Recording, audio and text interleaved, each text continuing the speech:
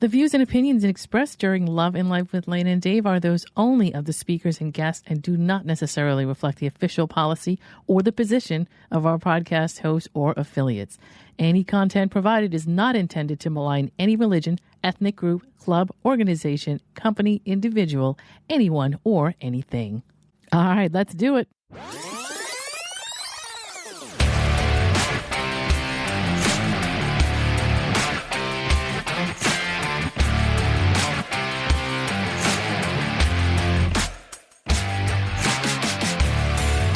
You're listening to Love and Life with Lane and Dave, the podcast where logic is power and you take control. Thank you for tuning in and making the choice to listen in and get ideas for your own love and life. Now, here are your hosts, Lena Williams and David Vaccaro. Hey, I'm going to tell you something. Yes. I am Lena. And guess what? do you know who this is that I'm talking to? I'm David. You are David. And guess what we're talking about today? My favorite subject on the planet. You see, we just had a conversation saying, hey, let's be sort of moderate about this. Yeah, and let's discuss it in a way that doesn't cheapen the experience. And of course, here goes Dave. My favorite subject ever. It is my favorite subject because people think that it is a cheap subject, and that's why I love it so much. Some people do. Yeah, yes. But we're not going to talk to you about it in that way. And you know why? Because I'm here, and I'll keep things from going in that way. Gina can completely control me today, and that's okay. That's okay. It's needed. I'll tell you why. Because sexually, I tend to be a little more aggressive. And guess what our conversation? Again, right? And guess what our discussion is? If you haven't figured it out, we're going to have a logical sex discussion. Yes. But a lot to cover here, so we should just probably get right to it. How about we just dive right in? We're laughing at this meme that I saw this meme and posted it because it just made me laugh. Yeah. Dave and I could talk up a storm, obviously. No. And the meme was like, in quotes, hey, like every time I listen to a podcast, the people in the podcast are like, so it's been 40 minutes. How about we get into it? Or 40 minutes later. They don't know that it's 40 minutes. That's the 40 minutes joke. into it. They're like, let's just jump right into it. Yeah. And that's us all the time. So what we actually do is we have a conversation. Try to get rid of all that stuff. The podcast, and we call it show notes. We call it show notes, which is our jibber jabber. And we talk a little bit about what we're going to do and so on and so forth and blah, blah, blah. So this week, we're going to talk about sex, and we're going to talk about sex not in how to do it, because we don't need an instructional video. And if you do, then there are plenty out there. Covered all that. That's not what this is. Yeah, they sure have. And oh, by the way, porn is not a sexual instruction video, just for the record. Can I just speak to the men out there? And we just had a men's health episode that we just did. We did. And don't get me wrong, guys. We're not bashing. There's nothing going on here that is related to that. But I got to tell you, that is not real life. It's not real life. Mm-hmm. Yes. And from some of my friends and acquaintances that have slept with some of you guys, you all are sort of bringing all that into the bedroom, and stop that. Stop it. Is that, and listen, and I want to just say this too, and this is from my point of view for the ladies, the porn sounds that you hear are not real life. Don't tell me that an orgasm requires you to be a lunatic, because that's what you're watching in porn. It's not real life. And in fact, it annoys me, actually. I hate it. As a girl, we get guys that are, they're doing all kinds of stuff. If we're not as animated as they're used to seeing, they're thinking that nothing's happening because, exactly, the craziness isn't happening and all the stuff that you hear in porn. That stuff is specifically set up so that it's entertainment value. So it is. It's almost like a comedy to me watching. It is. Honestly, I can't. I do find most of it funny, and I just can't be serious about it when I see it. Yeah. But and I'm not smashing porn at all. I'm smashing audio track of porn is terrible.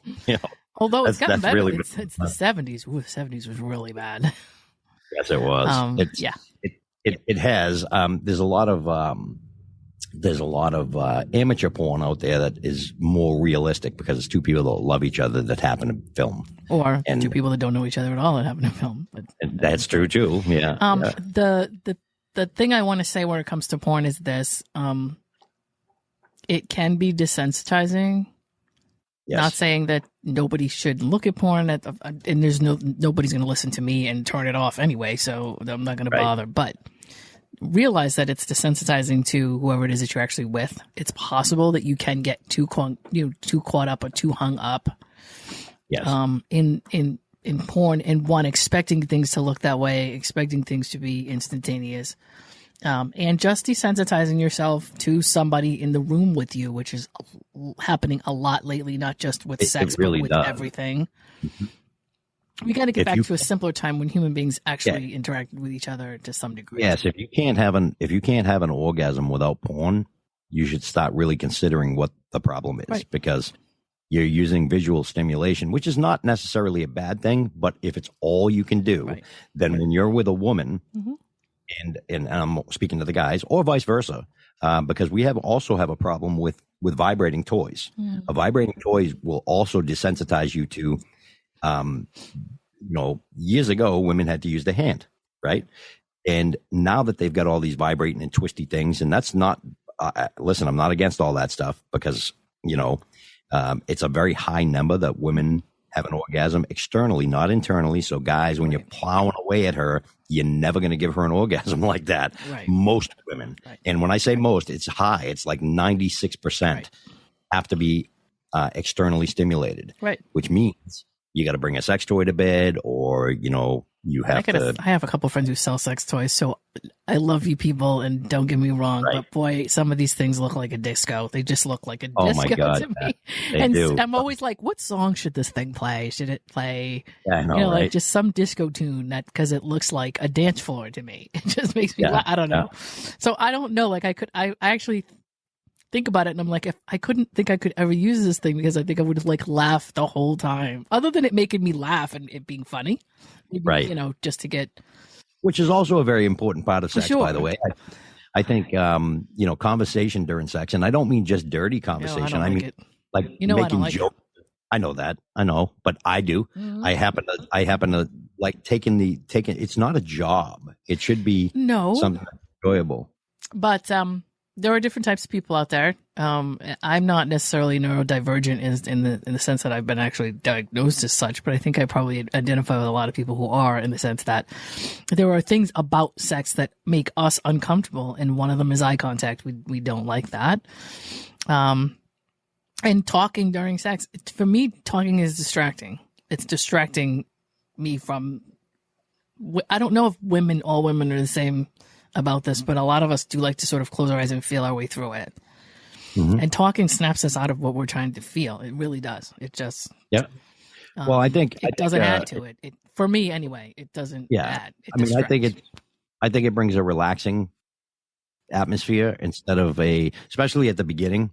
And I think that what happens a lot is that sex becomes I won't say mundane. I don't want to say mundane, because sex is not mundane in any stretch of the imagination. But I think a lot of times if there's that uncomfortability, like when people are first sexual, there can be, I remember in high school, right?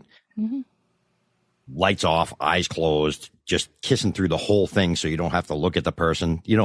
Everybody will have experienced that at one point in their life. So at this point now, you're just kind of breaking the ice and kind of making it like it's a fun thing that two people are doing, because it should be. Mm-hmm. It's not. Sure. And so, if you, make a joke, there are people that freak out. Yes. Like they'll freak out if you take an intermission, You can take an intermission. Sex is not required to go from start to finish. You can do whatever you choose, whatever works for you both. That's what you do. I agree with that. Yeah. No matter what you're doing as a couple, it should be something that both of you are okay with. Absolutely. 100%. It works for you. Nobody's coming into your, hopefully nobody's coming into your bedroom. That's up to you as well. That might be another thing. That's totally up to you. But with monogamous, with two person couple or whatever it is, even if there's more, right? So we don't need to go down that road. But basically, everybody's agreeing on what it is that's going on. And nobody from the outside of that situation really has any right to come in unless you're not, as long as it's legal, you're not hurting people. Correct. Yep. It's your choice to do whatever you want, right? So, it doesn't have to make sense. It doesn't have to follow a textbook or anything like that, right? No, correct. It shouldn't follow a textbook, because if you're having textbook sex, to me, that's called vanilla sex. and I like it. That's you. Some people Correct. don't have a problem Some with people, that. some people like that. I mean, there's many people on this planet that prefer, missionary. Mhm. That's it. They do it, get it done, and I would sort of want to say, or I want to lean towards, if you're in a relationship, which we're going to talk about next, with somebody who isn't compatible with you, or I happen to have a high value for attraction. And maybe not a lot of people do. Some people say, hey, I like the way somebody thinks, and I like the way that I jive with somebody chemistry wise or whatever. For me, physical attraction is a big thing. Yeah, me too. So I will only say, from that standpoint, physical attraction has to be in place. Otherwise, I won't even bother. I'm not going to, it's not going to grow on me, that kind of thing. But there are people who do get together and they don't count sexual compatibility or sexual attraction as like a big important thing. Which it always comes out at some point, right? Right. And again, it doesn't mean it has to be. I don't ever want to tell people they have to go with attraction. That's just my personal thing. Right, I'm not going to push it on everybody else. Some people don't find the mind very sexy. But at the end of the day, when it comes to sex, some people are attracted to somebody's smartness or their quirks or whatever. And whatever it is, that's still a form of attraction though, right? It is, but I mean physically. Yes. Do you want to see this person naked? Do you know, is there something about this other person that you find interesting in a sight, sound, touch type of thing? And obviously sexual compatibility. But what would happen is if your sexual compatibility isn't right, but everything else is right, and you're not making it an important factor, at some point you're going to end up in the bedroom with this person one way or the other. And so if it's not as important to you as it is to them, and that's the trait that is not balanced, yes, you're going to get one person that probably is going to just kind of go through the motions and get the other person through to get past it and move on. But they're never satisfied, right? And this is what a lot of people don't realize. When people cheat, it's not because, like, I hate the saying, and I can't stand it, when once a cheater, always a cheater. Well, first of all, cheating is a very shitty thing to do. I will agree with that 100%. It's wrong. It, to me, is a weakness of the person not having the balls to say, listen, I'm not sexually satisfied. We need to fix this. But also there's other things that are missing in relationships. Of course there are. Yeah, of course. Cheating, right? Yeah, of course. Absolutely. And it could be a numerous amounts of things. But again, it's, if you follow our podcast, you'll know, be honest with yourself and others. And the reason you do that is because, like, I'm on Hinge. It's the only dating app that I go on. And I find that, and I do it every Sunday morning. So Sunday morning today with my coffee, I went through, I don't even know how many, 100 and something. And I can tell you, I look at the picture and I go, hey, I couldn't have sex with that person. Yeah. So next, and I'm not trying to be mean. I have a specific thing that I like. And if I don't find that person sexually attractive, I don't care what that thing says. It's sad. Some of them I will be like, oh, I'm not really positive, so let me read. Right. And that's the ones I read. I don't read them all. I look at it and go, because I'm honest with myself and I know what I like. And if I don't like Dave, it. You and I, let's say we're both standing at a bar, and we're talking, looking at people in a place out somewhere. We're doing the same thing. Yes, right? Of course. We are vetoing or not vetoing people that we see visually in a room. It's the exact same thing. The only thing we're not doing is we're not going swipe. We're not walking up to them and doing that. But those are the people there are people that are available in a room at any given time. And there's a bunch of different types of people that are out there. And the only difference in a room, obviously, is that we don't know who's single and who isn't, but we know who visually we're interested in and who we're not. Correct. And so it's just the same. It's not mean. I'm just saying it's not mean because it's exactly. We're just not physically. We're not walking up to people and going, "Hey, I just want you to know, and I think you're completely unattractive." You know what I mean? Right. Let me swipe you over there. Let me, you but can't. That's because they're not asking, and technically, a dating site isn't an ask, but it's the closest thing to it. Right. They're looking for what you're looking for. Right. Whatever you're there they're for. saying, am I your thing? And you're going, nope. No, that doesn't make you wrong or them wrong. It is the match game. It's the match game. It is the match game. And we've talked about that. You actually had a very good analogy about that. It's like playing the match game. God, you flip it over and you flip over another one. Right. It's an analogy. And it was your analogy that I'm saying. You flip over a card and go, nope, that doesn't match. Flip them both back over and go to the next one. I mean, that's life. There's nothing personal about any of that. No, there are there's not. people who really do take that to be personal, and I would like It's to have a not. conversation with those people. It is not personal. Yeah, I'd like to Somebody think doesn't that like everybody you. looks at. I'd like to think everybody looks at me as like, the best pizza ever made, but that's not reality. I don't Right. care, and I'm not offended by that. And we need to stop being offended by that. Now, Right. we also, Lena and I have talked in the past, and I don't believe it was. I think it might have been on one of the live shows we did, but Yeah, it was might never have been. a podcast.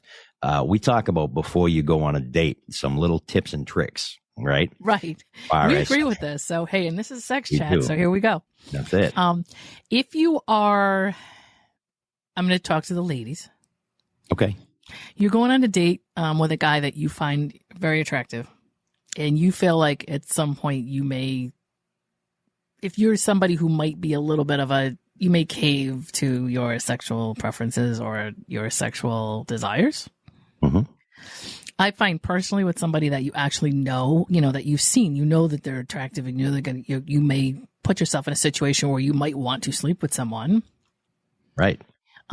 It might not be a bad idea. And actually, this isn't bad for somebody you've never met either. I mean, you can meet somebody that you've never seen before, and they could be completely attractive to you, and you're not aware of it yet. So it's possible you could walk into an ambush situation.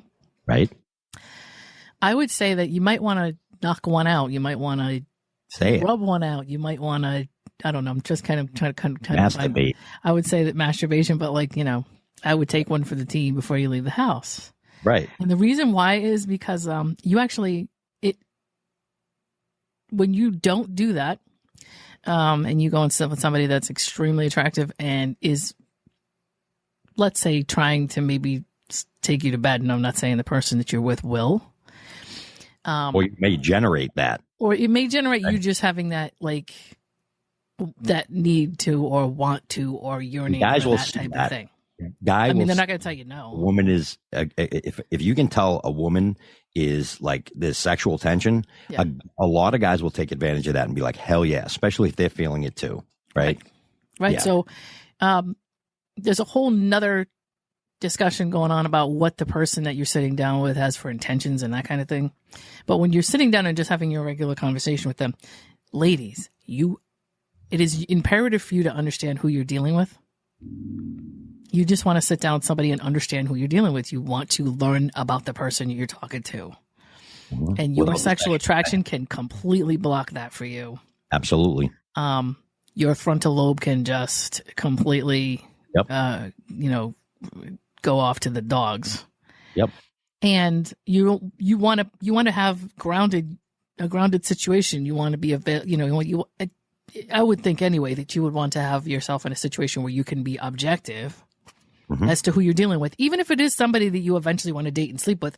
It doesn't have to happen at this That's right. point in the beginning Yeah, where you're it trying to doesn't. understand And what kind of person you're And dealing just for with. the record, it still can actually. No, it still can, but I'm saying Yeah, you're just kind of taking the edge off. my problem, yeah, you're taking the edge off. My problem, I'm answering women that I have had women friends for 30 years that have said to me, well, I don't know what happened. It's been a long time, blah, blah, blah. I slept with him and he turned out to be a jerk. Well, it's not that he wasn't ever a jerk before you slept with him. He could have been a jerk the whole time, but This wasn't something about Mary. I mean, you guys seen that, right? Right, wasn't it? It's been a while, but yeah. Yeah. But yeah, you don't want to put yourself in a situation where you're, I have to say this too. When you're sleeping with anybody as a lady anyway, I don't know what guys will have a different game plan than ladies do generally, but never sleep with somebody for any other reason but to sleep with them. In other words, don't sleep Yep. with a guy because you think it's going to make him like you more. It will Don't not sleep with a seal guy the because you're deal. hoping for him to call you tomorrow. Don't Right. sleep with if you want to sleep with somebody, sleep with them specifically because you want to sleep with them and get sex from them, and that's it. Don't equate it Right. to any other It's thing. not going to seal the deal. Right. Just It's don't not. use it as a bargaining chip, is what I'm Correct. saying. However, and I'm talking to the men, women who are not ready to have sex with you it is not a form of control on your part, and so I wouldn't act like it is. There are Right. women who don't want to have sex with you today, but may want to have sex with you 2 weeks from now because they're not prepared to have sex with you and they're not ready, and that's the end of it. That's They're right. not trying to control you. They're not trying to make you feel like they're not trying to get the upper hand. I've heard guys give me lectures on on upper hand, 60, 30, 60, 90 days. When you hear that coming out of somebody like Steve Harvey and How to Think Like a Man and all that kind of stuff.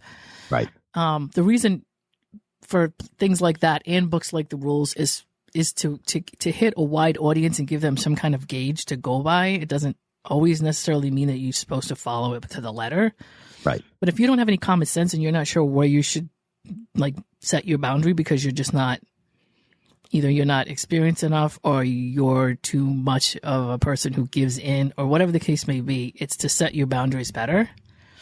Only you know what your boundary is. But if somebody tells you that you should cross your boundary before you're ready, or you're not interested, or you're not whatever, if they're trying to tell you there's something wrong with you because you won't cave when they want you to, right? No.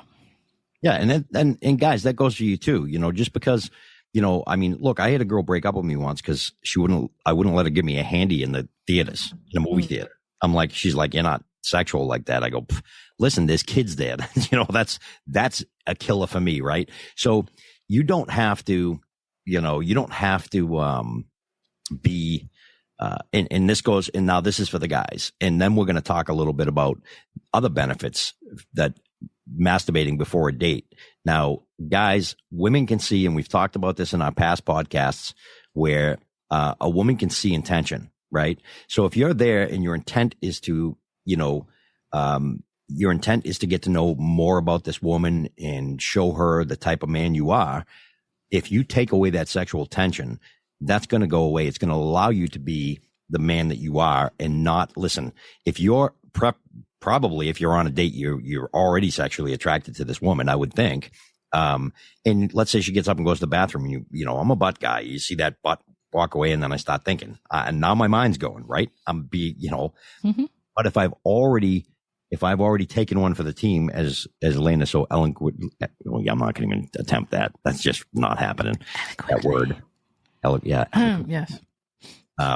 Stated, you're not going to be as aggressive, and you don't have to be. And what I mean by aggressive is mentally aggressive, by the way. And it's not something, as a man, we definitely have this mental aggression towards sex. We want it, right? Mm-hmm. And it's normal. It's not an abnormal thing. However, you need to be able to control that.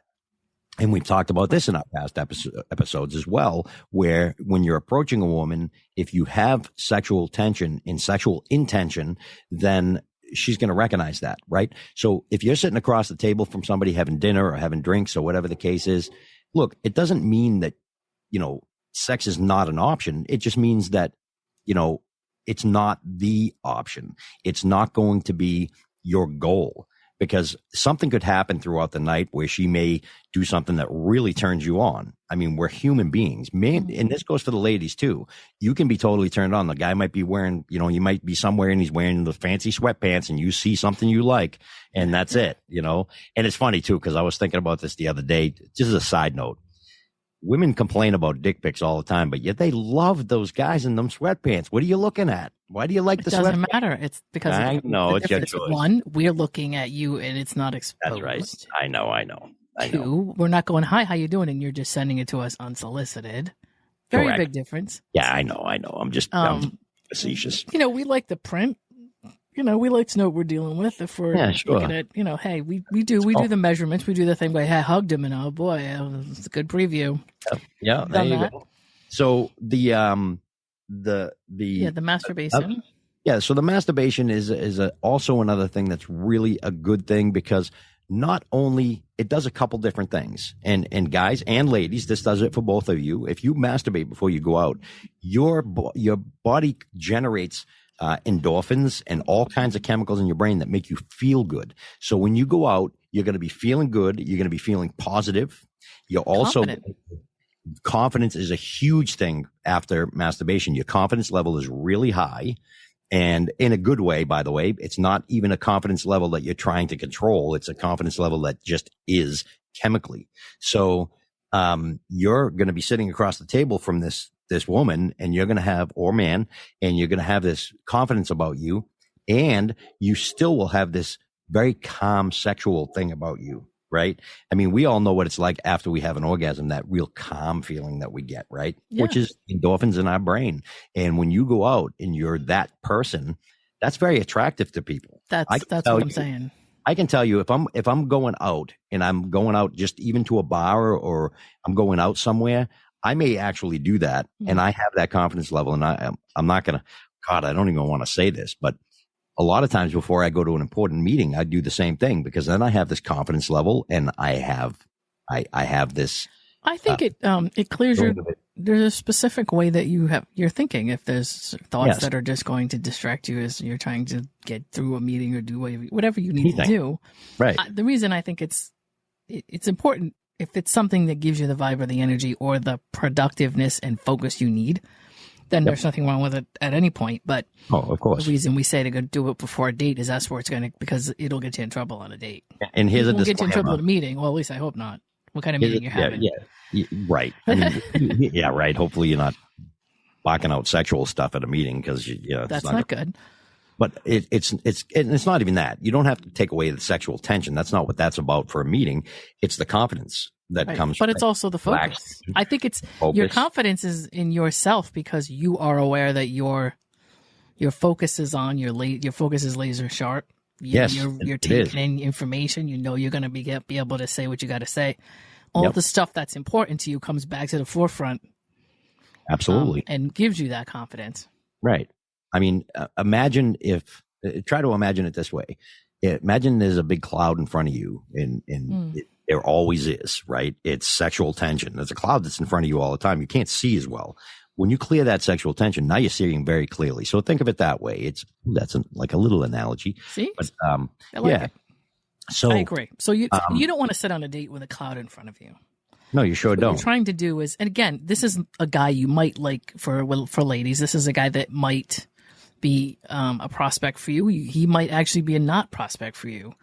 And you don't want to get sidetracked by your hormones. Nope. When you're trying to understand who it is in front of you. This guy could, exactly. He could do you harm. He could become just sexual for you and nothing else. He could be somebody that, but also there's a reverse on that. And I was going to say, if for ladies that are with somebody for, have dated somebody for a while and you're okay with the sex happening. Yeah. I personally don't like going into sexual situations unless I have control over myself. If I don't, I just don't like all of it. I don't like anything having to do with me having no control in a situation. But if you feel confident about who you are and whatever you're wearing the right, set of underwear and whatever the case may be, you've been to the spa, whatever. And you're like, if this happens, it's okay, but I'm not going to lead with it. Right. Then it's okay to skip doing that. And have that sexual tension. You don't necessarily have to give into it then either, but you'll just have a different vibe. You mean skip masturbating, by the way? Well, that's what we're talking about. Yes, right. You just want me to say it a bunch of times? Yes, just once. I have already said it like 3 times. Oh, okay, she did? Yeah. I'm going to have to listen back. Yeah, I did. I definitely said it twice, I know, for sure. You didn't want me to say it a bunch I'm of just times? not going to repeat it over and over because we already know what the context of this is. Right. So, but yes, I would say it would be better to hold off and not take one for the team on a night that you're like okay with it being a romantic, sexual, tension-oriented type of evening, even if it isn't going to go anywhere. Sure, absolutely. And it doesn't just have to change by the way, vibe of the interaction is all I'm saying. You don't owe, in neither side, men and women, you don't owe anybody anything. If you're there and you have all that sexual tension and there's a lot of sexual flirtation going on, and you decide you don't want to take it home that night, you're just not ready, or you're not feeling like you don't have this to would make be a my decision best when you're night. walking out the door. No, you definitely don't. And there's been times where I was like, I was out and I was on I'll tell a quick story. I was out with somebody. I was very sexually attracted to her, and we had been hanging out for a little bit, and it seemed as though the conversation was going, tonight was the night, right? I had a few drinks, and I didn't feel as though I would have been up to what I would prefer to be during a sexual encounter. So I postponed it. Yeah. I didn't do it. And nobody died, I bet you. I bet you nobody died and everything was fine. Nobody died. And guess what? And listen, just because It's not a small window. Sex is not a small window that you have to jump into. Yeah, I know. Sex is a very large window. If you are getting along with that person, there's going to be plenty of times where you guys are going to have sex. Yeah, once you do it, you can't undo it. I will say that. You sure shit can't. You sure can't. So you might as well enjoy the window while it lasts. And I like the anticipation. I kind of like that. That's me too. I do too. I love that too. I love the whole teasing thing and, whatever.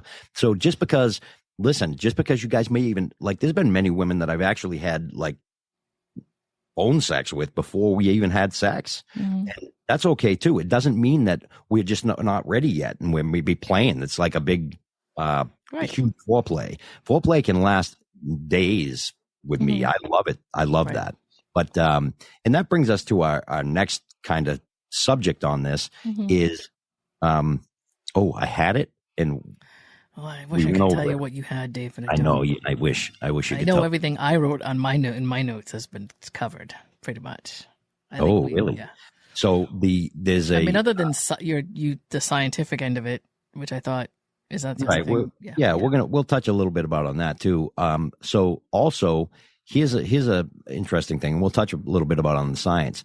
Ladies, do you know that if you have an orgasm, and an actual orgasm, I don't mean just sex, because I know a lot of women will be like, no, I prefer sex and blah, blah, blah, whatever, however you get there. But an actual orgasm it ups your pain threshold 100%. In other words, you can handle pain twice as easily as you could prior to an orgasm. Mm-hmm. And it works for men too, by the way. There's that thing, not tonight, I have a headache. Well, if you have an orgasm, your headache will be gone, at least for a period of time. Mm-hmm. Or it'll be less. It'll seem less. And that comes from, well, if you have a fever, you're more likely to get pregnant. So that's where the not tonight, I have a headache comes from. I had to look it up once because I was like very interested. Why did they used to say not tonight, I have a headache when an orgasm will actually get rid of your headache? Well, it won't get rid of the fever and you could get pregnant. So, well, let's go with people are not always that bright either. I don't think take that statement from whatever it was to begin with and then carry it for years and years and years. And they have no idea why they say it. Right. Yeah. So we're going to do a show on that one day, like things that people say. And they have no idea. Not having to do it. Yeah. We did one with some sayings, but like just things that people say and they just like repeat and they have no idea why. Yeah. They don't know why. Well, anyway. And there's that thing where you just don't feel like it. And that happens too. And what's wrong with, I just don't feel like, we're living in a day and age where we should be honest about things. And other people shouldn't have ego issues with stuff that they're told. Mm-hmm. And in your relationship, right? I know that a lot of people think in your relationship that you're supposed to be ready to go and have sex all the time when somebody else wants it. And I don't agree with that. Right. That's part of sexual compatibility, by the way. Right. So it is, but not everybody, even with the really good compatibility, two people can still, one person can still say, hey, I've had a crappy day at work, or I'm tired, or I don't feel good, whatever. And I don't want out. Right. And the other person should not be correct. A douche about it. Yeah, no, ever. Never. Yeah. And, it happens when it happens. And again, sexual compatibility is crucial. And there's two things here that I wanted to talk about. One is having sex with somebody does not seal the deal. We talked about that a little bit, but what I meant by when I said that it does not seal the deal is a lot of times people fall in love once you have sex. And that is not what's happening there. Okay. You're getting the endorphins because you had an orgasm with this person, or they're really good in bed, whatever it is. The pheromones are kicking in. The dopamine's kicking in. That's all kicking in. Oxytocin's kicking in. Mm-hmm. Yes. And you think you love the person. Sex is not love. There's a big difference. You can have great sex without loving. Well, so I look at love a little bit different, but you can have sex without being in a relationship with somebody and still have wonderful sex, by the way. I personally, I like it better when I'm in a relationship and there's like, I'm totally in love with the person and stuff. For whatever reason, it feels better. Probably because my mind is completely involved. And you have a vulnerability that you can lean on that isn't going to, you don't have to worry about it. You got that trust factor in there. Yes, exactly. But there are a lot of people that as soon as they have sex, that's the end all be all. They fall in love. I used to joke about it when I was younger, and I used to say women have an I love you switch inside their vagina, and don't flip that switch unless and even though you may be building a relationship, you still don't know.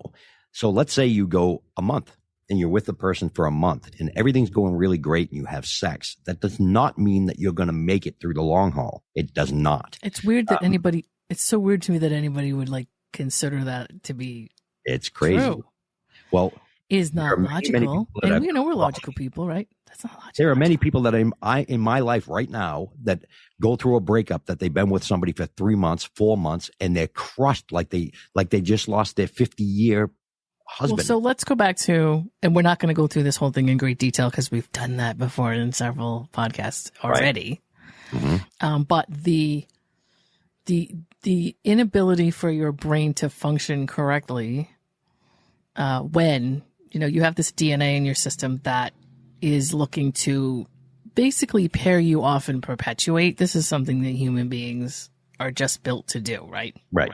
Mm-hmm. And so there's been millions of years of modernization in life, right? But at the end of the day, your DNA is trying to get you to procreate.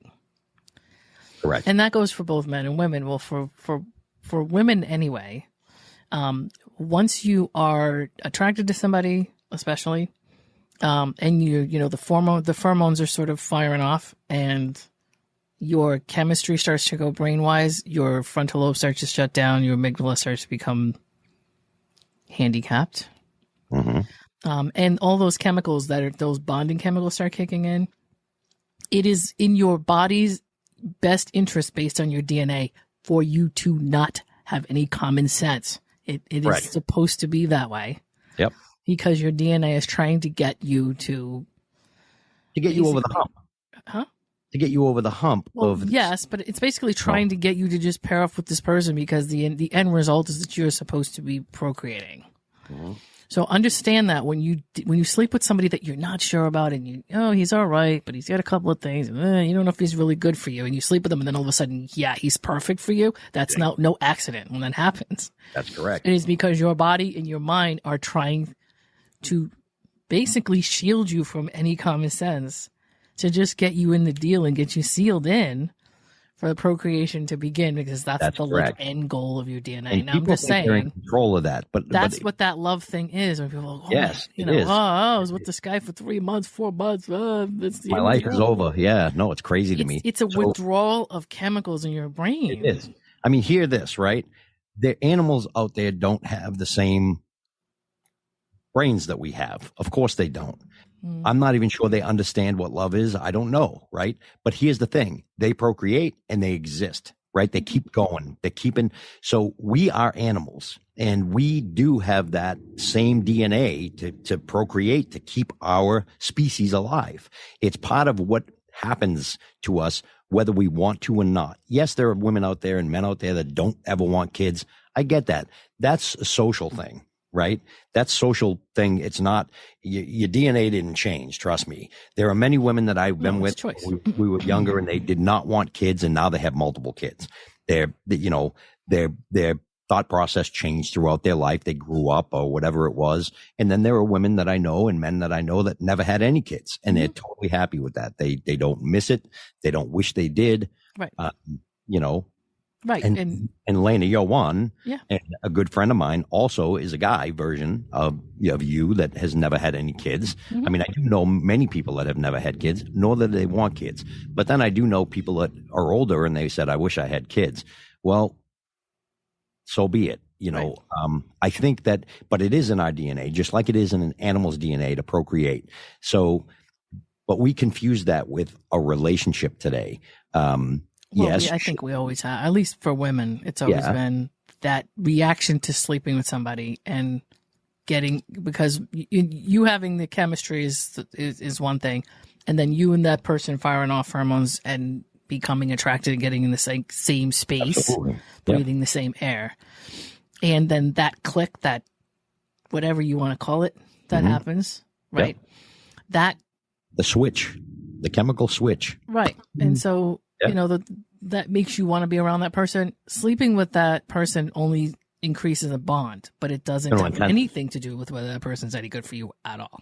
Of course not. So and you thinking that they do is only based on your own brain chemistry trying to get you to just pick this guy already and get on with the procreation process, which there's a lot of women out there that have babies' fathers that will testify to you as an example of the fact that they should not have, it wasn't in their best Absolutely. interest. And Yeah, the same thing, absolutely. you know, obviously there are a lot of guys I know that are dads and have women that they've had kids with, and those women weren't in their best interest either. Yeah. But Hence at the time, the everybody was on board and the party was raging. That's right. Hence That's the why. list. 'Cause if you have a good list in previous podcasts, Right. you know, the Check logical the list. Pull it out. your list. If you don't have a list, you're making a huge mistake. And I'm going to push this all the time because I tell everybody this all the time. You need to make a list Mhm. because when your brain doesn't work right, your list was made when your brain did work right.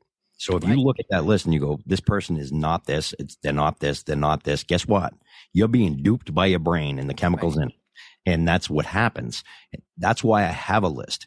It's not because I'm a picky bastard and I want what I want, but I do want what I want. And if somebody's not meeting that criteria and I think that I'm fully in love with somebody, which I was, Mhm. I went through it. I was with her for a year. Right. Loved her to death, still love her to death. I looked through my list. Mhm. And there was things on that list as we grew. There were some things that I expect to take some time to get to. Right. And we were around that time where I believed it should be starting to show up.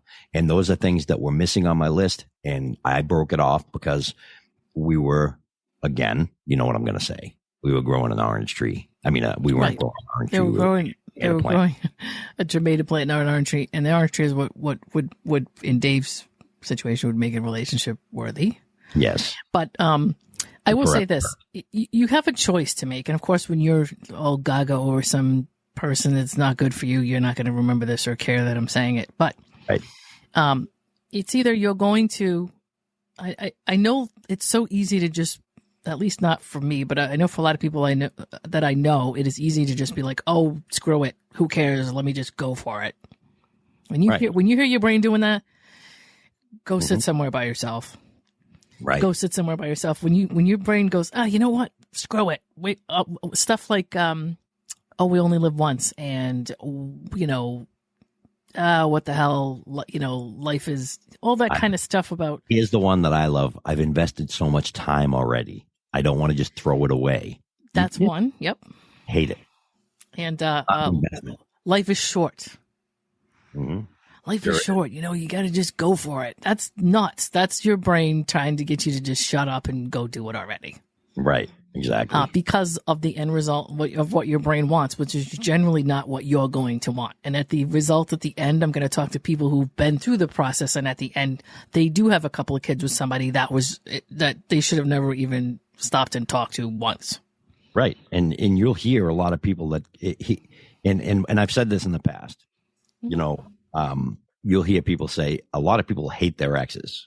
He's such a shitbag. He's this, he's that, or she's this and she's that. I'm like, You chose them. why were you with that person then? You ever ask yourself that question? Right. Why were you with that person? Or here's another one that bothers me so much. And I have friends that do it all the time. Women more than men. Men do it too. Not as much that I see. But women will bitch and moan about a guy, break up with him because he's not doing what she needs. Mhm. Right? Understood. You're on the right path. Then she gets back together with him. And then a little time passes, and guess what? Same guy, same shit. Then she breaks up with him and then does it again. And my response to that is, okay, look at yourself. What are you doing? You're expecting. That's testament to the fact that your brain does make no sense for you at times. Exactly. Your brain is going to pull you back to your most familiar thing. Of course. And if you break up with somebody with common sense, Yes. and you say, listen, this person is whatever, even if somebody has done something that you can look at on a piece of paper and be like, yeah, this is proof that this guy or this girl, no. It's not for me. Yeah. But not then for a me. little time goes by and you're lonely. A little time goes by right. and you're drunk. A little time goes anything where you your want brain sex. is not firing correctly. Yeah. Or you missed the sex. That's another big thing. That Your people- brain will pull you back like, maybe he wasn't as bad as I thought he was. Maybe I'm being a little bit too picky. Oh, maybe I was this a little quick to judge the guy. Whatever it is. Everybody deserves a second chance. Right. Yeah. Okay, so, And don't get me wrong, I'm not against somebody who's actively trying to change and improve. That's not a problem for me. Right. Obviously, there are people who get in relationships and maybe they're not ready to be in relationships and they need to do work on themselves as people. Correct. I'm all for that. Yep. And if somebody does get involved with you and do something that's not right and you cut them loose. Yep. And then they say, you know what? I don't know what I was thinking. I mean, I don't want to lose this person. This person means something to me, and I'm going to do things to change so that I don't repeat my mistakes. You're off and running. That's great. You got somebody who wants to change for you and is actively trying to do something. I'm in therapy. I this, I that, whatever it is. See, that's okay. I struggle with I know that. that you, yeah, but Yeah, I do. I don't think people change who they are. I think people can change because you and I have changed as people, so we know that that's possible. I understand. I understand that, you know, mental instabilities and traumas and stuff. We learn how to deal with them and how to treat people. That's different. There are people that have, like, for example, somebody who's affectionate. I'm affectionate. Yeah, but that's not what I mean. Affection. No, I know, but there are situations, and I hear the situations, right? Like, you know, I put on this lingerie, and I walked into the room, and he was on his phone. He looked up and said, "Oh, that's pretty," and kept going on his phone. That bothers the person. That's not going to change. That's who that guy is. He don't give a shit about your lingerie, you know? And honestly, you want my attention, walk in the room naked, not in lingerie. There's different people in this world, and some things can be changed and some things cannot. And it's up to you to decide, are those really things that a person can change? Now, if a person is not a romantic person, that's not something. They could be romantic briefly. That it's just not. It's not who they are. Now, I agree with that. If they have, let's say they have and I'll use myself for an example. Let's say the person is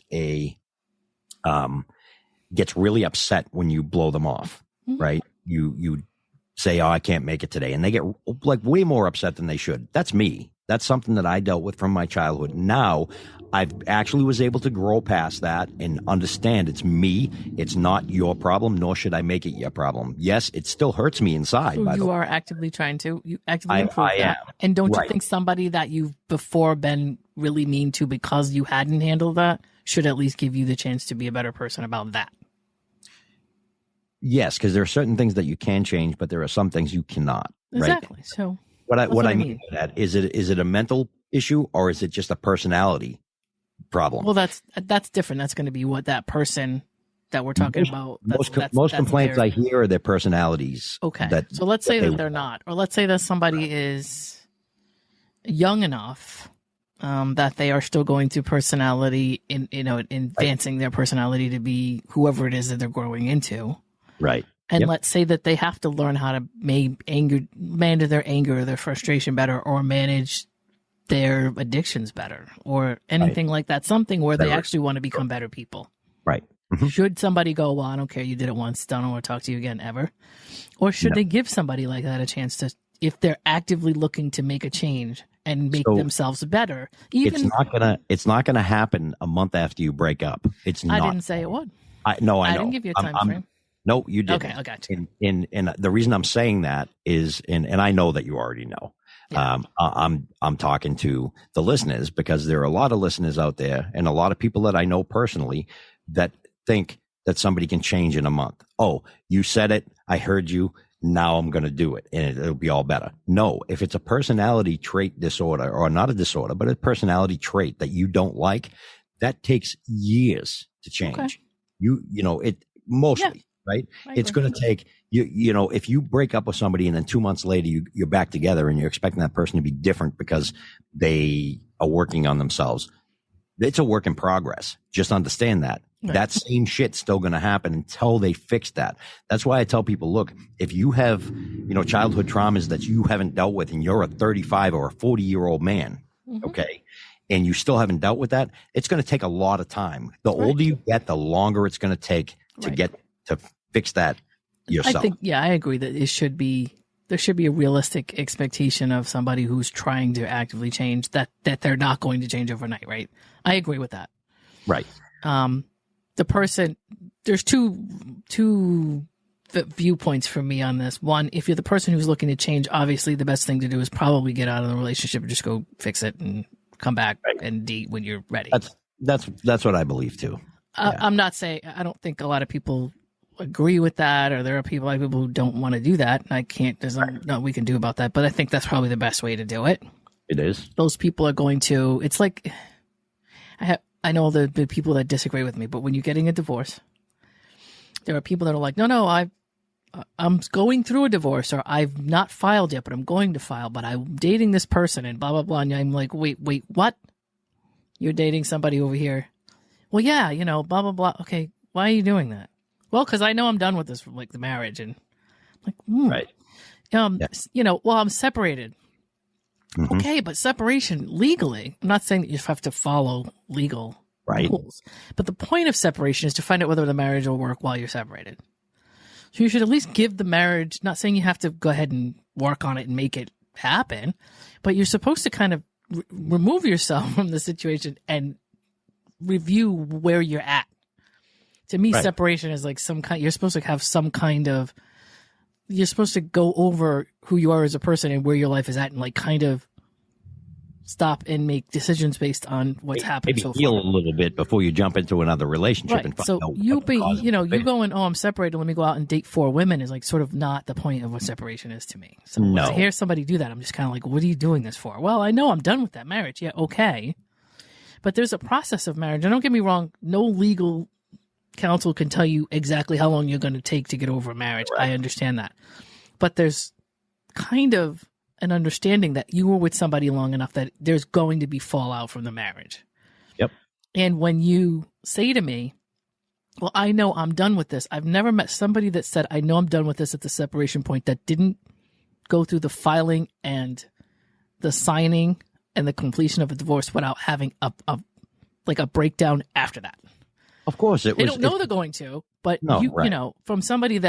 from me seeing several people doing it, when I meet somebody that's single or that's getting divorced or going to a divorce and says to me, oh, I'm past this divorce. When it's finalized, probably without fail, that person will get rid of everybody they're dating, will become a complete mess, will go into a tailspin when the finalization happens, because it could. It's an emotion. It's never definitely an emotional thing, and I've done it twice. So and I can tell you that in my first time we were separated we were separated 2 years before we got a divorce. I don't even know why, but we were separated 2 years, and then we were in court and we got yelled at twice by the judge because we were joking and flirting and Mm-hmm. And then when we got up to say we were getting a divorce, the judge goes, wait, you two that have been sitting here flirting and blah, blah, blah all day? Because look, it's you're going to miss that person. And a divorce is final. And when the divorce is finalized, then, you can start healing from that, and you can start, look, I dated girls right away after I went through my divorce. Mm-hmm. And even before I was done. I don't use you though as a common example. But I didn't, the point that I'm making is I didn't last with those people, right? Right. Because I wasn't ready. I wasn't ready to start a relationship. First of all, I wasn't ready to be in a relationship back then anyways. I didn't know what the hell I was doing, and I didn't resolve all my issues that I had. Mm-hmm. Now, since we're supposed to be talking about sex and not divorce. Well, I'm just saying that when your brain, your brain kind of does you a disservice with certain people. Mm-hmm. It's very hard to determine who's actually telling you the truth and who's not, when your brain is just trying to get you to not have any opinion about that. Right. So I would say, I've seen situations where people come and go. You mentioned somebody who broke up with somebody 3 or 4 times. Yep. That's not going to change. The relationship's not going to get any better. What makes you think during the times that you go back? What makes you think that it's okay to do that? How does that make sense to you? It's a fallback with history. It happens within 3 weeks. Within a couple of weeks, they get back together, and within a couple of weeks, right back to where they were. And that's your brain. So we're just saying that your brain can cause you to think that something is better than it is based on the fact that it's just trying to get you to throw the reason out. Yes. And do the thing.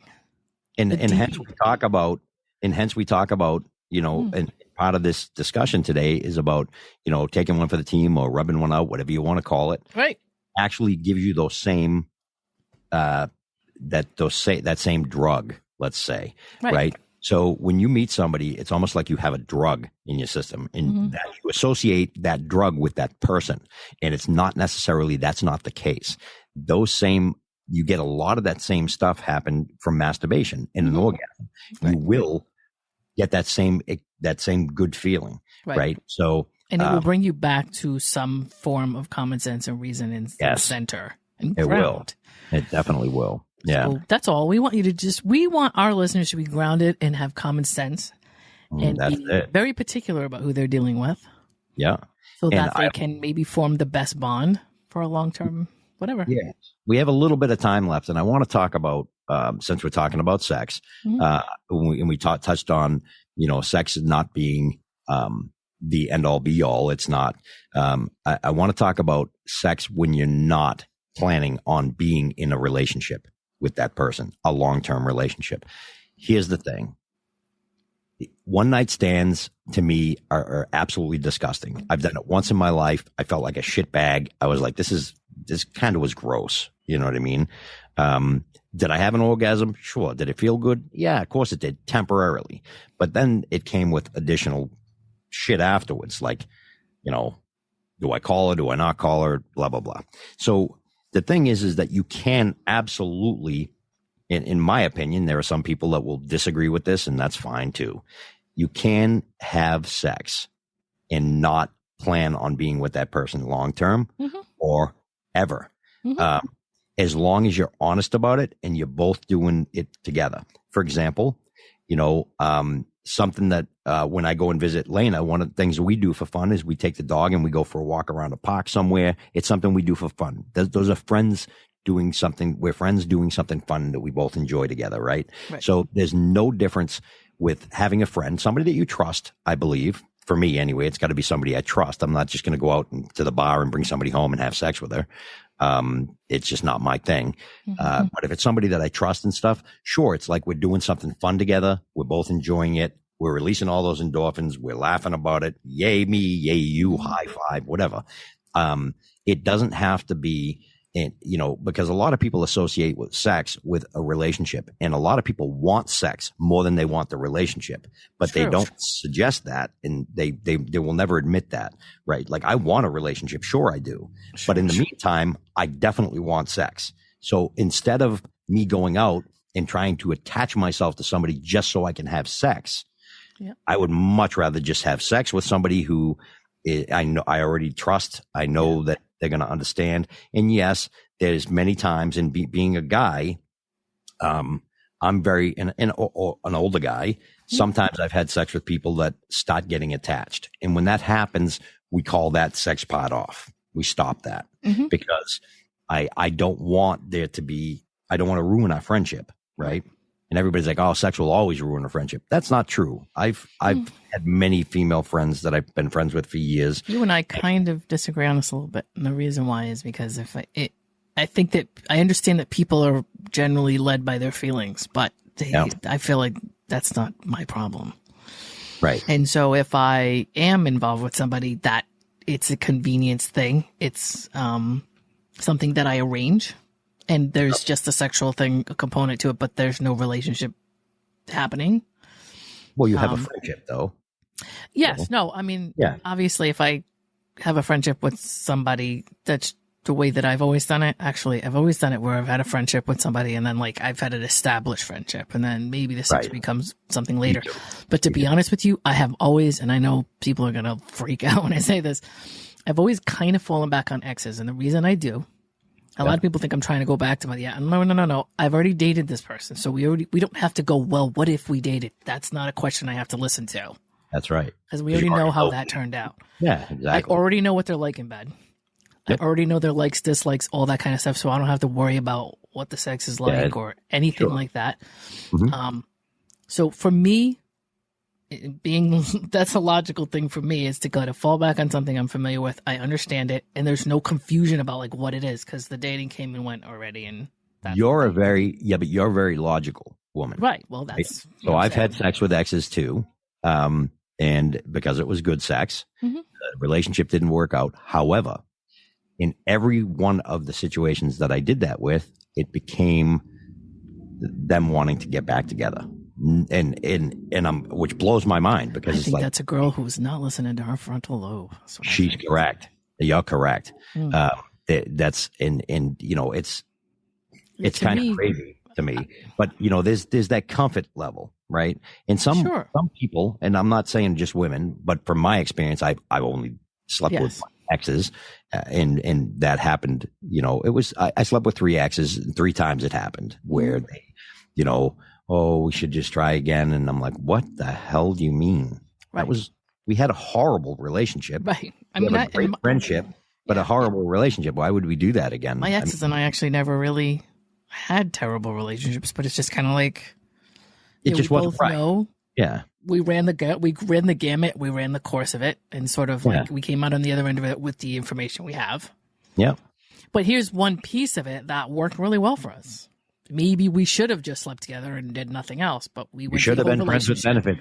You should have been friends with benefits, is right? What and so I've always fallen back on exes as my friends with benefits, just because there's no stupid, mysterious questions that we all have to ask that like make me roll my eyes. This is me though, right? And I happen to be more of a compartmentalist than most women, I guess, or actually not most women, most people, because I've slept with exes and had that same problem where they're like, well, how bad really was it?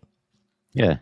Yeah, I don't want to have this conversation. This is why I chose you, because we've done this. And why we do, I've still had to answer those questions. And I've said to them, damn it, the reason I'm sleeping with you is to avoid this question. Why am I having this? Now, why am I answering this question? I might as well just go pull a guy out of a bar. I don't know if this is the case. But in my situation, that's how, I don't know. I know a lot of women. I have friends that are like, I can't do that. I just can't. I'm not wired that way. And so I used to say when I was younger, I used to be like, what's wrong with you? But like, as I got older, I told my friends, you know what? It's good to know that you're not wired that way. There's nothing wrong with that. Nope. As long as you know that you're not, and that you don't put yourself in the situation where somebody thinks you should be, or, as long as you know who you are and what you're doing, it doesn't matter if you're not wired that way. You're not supposed to be. It just so happens to be something I have a little extra superpower of being able to just be like, yeah, we did this, we did that. It's something you can learn, by the way. You're single, I'm single. They get involved with somebody, they want to date, and we go, okay, well, this was fun, but you're getting involved with somebody, so we're going to cut this out so you can do what you got to do. And hey, thanks a lot. If you're ever single again, give me a call, and if I'm single, we'll do the same. Exactly. I mean, I had a friend with benefits for quite a few years, and if she's with somebody, there's no benefits, and if I'm with somebody, there's no benefits. And we've kind of been, utilizing that fun time together as I don't know what you want to call it. What's funny? I don't think that any of my exes that have met somebody new and started dating, like, have ever told that person that. I mean, I guess it's not really any reason for them to know. You don't. I have. I have, because I did once, and I did one time. Yeah. And it was a problem. Well, see, I need somebody who's strong, because I have a past, as you know, I mean, I toured with a band. I did a lot of stuff. I have a past. Mm-hmm. So, yes, you're definitely not the first person that I've ever slept with. Yes, I've done some crazy shit. Mm-hmm. And you have a right to know that, and then make a decision based upon fact. And if you can't handle that, well, that's who I am. Right. So, that's the reality of it. And I want that to be the case. Now, yeah, they may say, well, I don't want you hanging out with her while we're together. Well, I wouldn't, obviously I'm not going to. Doesn't mean we won't have phone conversations. Or are you strong enough, as a strong enough woman, and have enough faith in yourself and me to be able to say, yeah, the 3 of us could go out, if you want to see her, I'm coming too. So that's great. Yeah, and we'll meet in a place. Maybe she'll bring her. I mean, it's different though when it's an ex. In my case, I think that's probably why it didn't go very well. Maybe. And so I had an ex that we were doing friends with benefits on and off a lot. Yeah. And I met a new guy, and I was gaga over this new guy. And I thought it was exciting that I didn't want to see the person who I was having friends with benefits because of the new guy. And I thought the new guy would want to know that. And he didn't want to know that. He didn't think that was fun. Yeah, no, and it's kind of, and it's funny too, because I've had to learn to control that too, because I'll just dump out a bunch of information. It's just, Here comes You a know? horrendous plug. So I released a song a couple years ago called Without You. And one of the lines is, I say goodbye to lovers' hearts and give you all I give you. Because that's something I was proud of. You know, when I say, and I call up all the girls I hang out with and all the girls that I'm, you know, cause I'm kind of playing, I'm a bachelor, I'm a single guy, I'm going to do whatever I do. Doesn't mean I'm a whore, doesn't mean I'm a cheater, because everything changes when I meet somebody that I want to. Because you're single. Correct. Exactly. You don't owe anybody an explanation or anything. No. Should I denounce all that? No, of course I don't denounce it. I didn't do anything wrong. So the thing is that like somebody said to me once, I would never date you because you're a whore. And I go, well, that's nice. I go, I'm a whore. Why? Nice mouth. You kiss your mouth with that mouth. Yeah, right? Yeah. I mean, why? Because I'm single and I do what I do? I mean, listen, I'm going to tell you that when I start dating somebody, they get all my attention, all of it. It's just, I mean, I'm programmed that way, but it doesn't mean that when I'm single, who the hell do I owe anything? You're not going to sit in the house and like play. I'm going to soil my royal oats. You know? Right. I mean, and so I happen to be maybe a little more bluntly honest than I should. And so I was just like, oh my God, like this guy that I've been sleeping with on and off that we've used. But the reason why was because I don't even know if I explained that he was an ex at the time. Eventually he found out, but just that I didn't want a friends with benefits anymore. I thought it was great. Like, hey, I know. And I guilty of that too. I'm like, listen, I'm going to stop. I need a filter, I guess. Yeah. You know, I'm not even going to get oral from anybody. You know, now I'm so into you that I don't want to sleep with anybody else. It's probably like, wow, you suck. You know, I don't think. Why? You know, like, I don't know. So I don't know. You know, I do want to bring this up. What do you think of this, Dave? We're going to talk about this off the cuff right now, and then we're going to wrap it up. Yes, we will. If you're sleeping with anybody in between your relationships, sure, when you're single, sure, okay. Is it right to continue sleeping with someone as you're getting to know a new person? And I mean like early on, like let's say you're sleeping with somebody once a week, twice a week, whatever, right? Yep. And then you meet a new person and you're talking to them and they're new, but they're not like, you don't know that you're like really, oh my God, about this person. Yep. And it's kind of the first couple of weeks of conversation. So do you continue that? I mean, once you meet somebody and you know that you like them, you almost probably don't want to sleep with anybody else. I have that answer. Exactly. So here's the thing, and it recently happened to me because I had a friend with benefits and I met somebody. Mm-hmm. It was a different situation too, and I'm not going to get into the situation because it's her private situation. So the girl that I met. Right. So when I knew that I had like there was a connection with this person, I didn't want to have sex with anybody else anymore. So it's when you don't want to anymore is when it becomes real for me. But what I'm saying is there's a time between when you meet them and you don't want to. That's like a window. Yes. And obviously you don't tell new people all your business because you just don't. I mean, it doesn't mean that they don't. It doesn't mean that it should be kept from them, but it just isn't any of their business. You're at a point where you're dealing. Here's my question to you: are you like being intimate with this person, kissing them, and spending a lot of time with them, and just in not having sex at that point? Is that what you're talking about? No, this is like I meet somebody. I'm not even going through this, but I've done it before. Yeah. And I've had conversations with friends of mine where we disagreed on this little area. Let's say your friends with benefits is happening once a week, twice a week, whatever it is. Sure. Yeah. 3 times a week, every day, except for 7 days, whatever. It doesn't have to. If you're single, it doesn't really matter. That's right. And then you meet a new person and you kind of, and I mean meet, I could meet online. Okay. Where you're not even really, well, to me, it does matter because if you're not you're not sitting in person with somebody, you really don't know that much about them yet, right? So correct. But anyway. So to you, that doesn't make it. But let's say you meet somebody and you're talking for like the first week. Maybe you go out once, you go out twice. But once you start to get to know them, let's say 3 weeks to a month, and you're like, yeah, I like this person, blah, blah, blah. But in that little. Yeah, no, absolutely not. In my opinion, they're not part of my life at that point. They're a possibility. Do they have a right as somebody that's talking to you in that first month to be pissed off about the fact that you're still sleeping with someone while you're getting to know them. Talking this, I talk to people every day. It doesn't make it. I mean talking to them. I as understand. a prospect. I understand. I'm just trying to see what you think of that little month or so. When I have a connection with somebody, that's when I'll stop. Like I said, so if it takes me 3 weeks to have a connection with somebody or a month, then I don't have a connection with you yet. I don't owe you anything. I don't know you. Okay. And so when you meet a girl, I want to do it from the opposite side. Yep. You meet a girl, she's talking to you for a month. Yep. She's stooping some guy on the side. Okay. And until she's connected to you in that first month, yep, she's still sleeping with somebody. Does that bother you? And then how do I find out?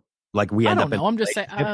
We end up in a relationship and a conversation. Okay, so let's say. Here's how I know. This is what I want to say. When you're having that conversation, somebody usually brings up.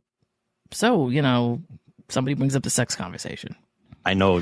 Hopefully, in your case, he brings it up first, right? Right. Because of course you want to be respectful and let her talk about it when she's ready. Of course. So you guys are talking. So maybe you're talking about your likes and dislikes. It all depends on the people in the conversation. Mm-hmm. And they say to you, "Hey, when's the last time you had sex?" Do you say Tuesday? Yes. Okay. Yep. I'm not going to lie. If she says Tuesday, how do you feel? Fine.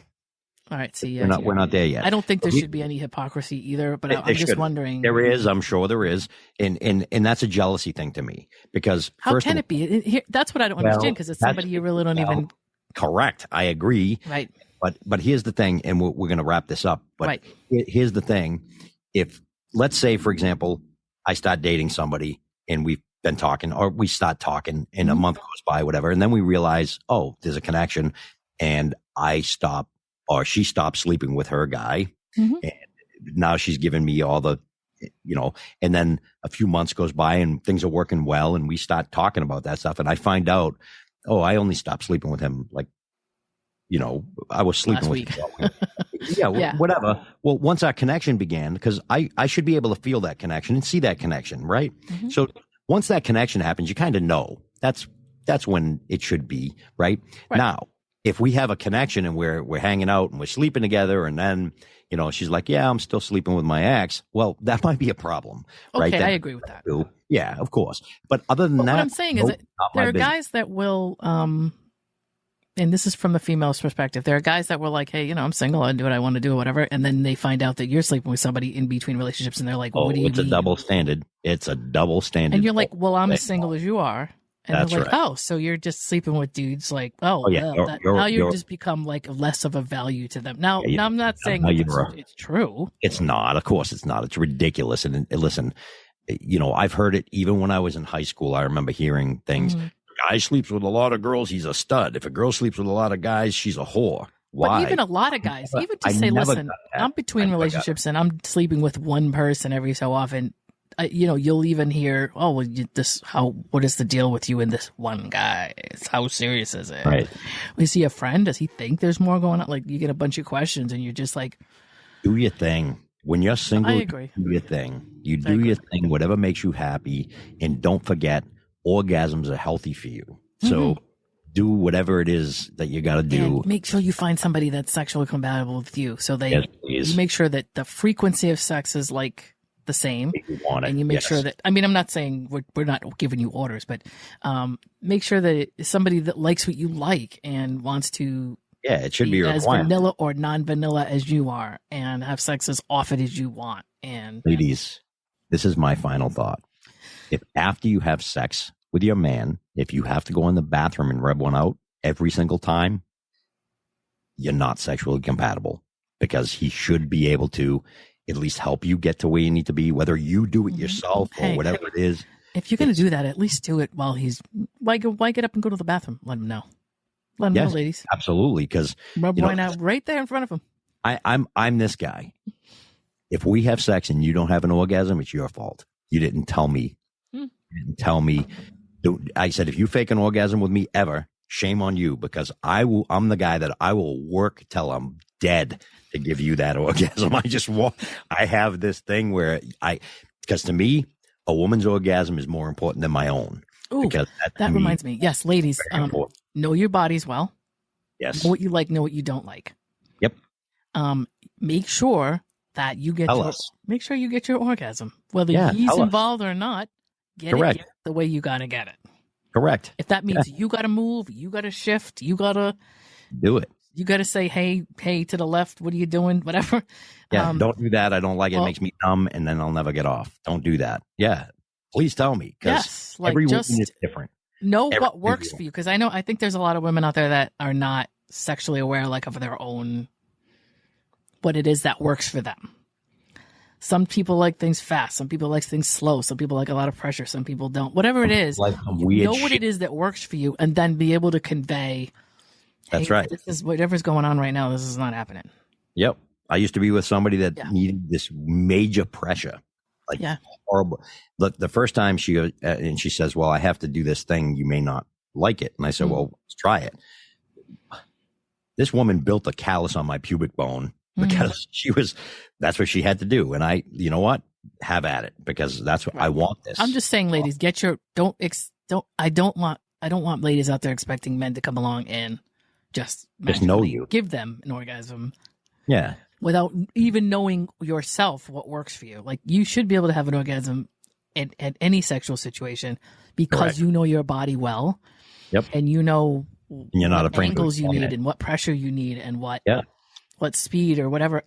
Know yourself well enough that you get it. Why should you be in bed with some guy and not get your part of it? I And agree. if you're with somebody who does not want you to have an orgasm and actually actively doesn't care, Yeah, don't call him back. That's Lose not his good. number. Yeah. So You know? we kept All that. right. We kept that pretty good. I think there was Yeah, there was it was nothing pretty there. professional. Didn't get too dirty. We got into some good People stuff. that know me are probably going to be shocked, and they're going to be like, "I expected it to be way dirtier." But no, I maintained my composure for this. Yes, you did. Yeah. I think I'm getting the rough edges off you, Dave. I do. No, you will not. No. As soon as this microphone is disconnected, it's all coming back. No, it isn't, because Yes, it is. there's a football game about to come on and you're not I doing know. anything. That's right. I'm going to be going to watch the Patriots. Oh, now you guys know that we're recording this on a Sunday. Shh, don't tell anyone. Well, you guys have a spectacular day. And remember to give us a call and tell us what you thought. Tell us your sex stuff. And if you want to talk dirty, I'll listen to it. 1-800-894-2158. That's 800-894-2158. You can call and leave a message anytime you want. We will not answer that phone. It's just a voicemail. Right. You can tell us your stories, or tell us a problem that you're having that you'd like us to touch on. And Or we can, give us a topic you want us to discuss. Yeah, absolutely. Also, don't forget to check our website out, and that's Lena and Dave, www.lenaanddave.com. And that's pretty much got everything you need. All of your podcast platforms, all of your social media platforms, That's right. anything you need as far as all of our podcasts are even up there. So 5-star review would be great. We would love that. Give us 5 stars and a good review. Give us a nice write-up. It does help. And you guys have a great And we day. love that. And thank you to the people that bought us coffees Yes. last week. We love you guys. We love the coffee. Keep them coming. So Yes. you can buy us a coffee anytime you want it. buymeacoffee.com/Lena and Dave. And we greatly appreciate those coffees. You guys have a spectacular week. And we'll talk to you We'll next talk week. to you next week. Yep. Bye-bye. Hey, you just listened to Love and Life with Lena and Dave. Thanks for joining us, and we hope you enjoyed it. If you did, please share the podcast, leave us a comment or review, and don't forget to subscribe so you don't miss any new content. We'll see you soon.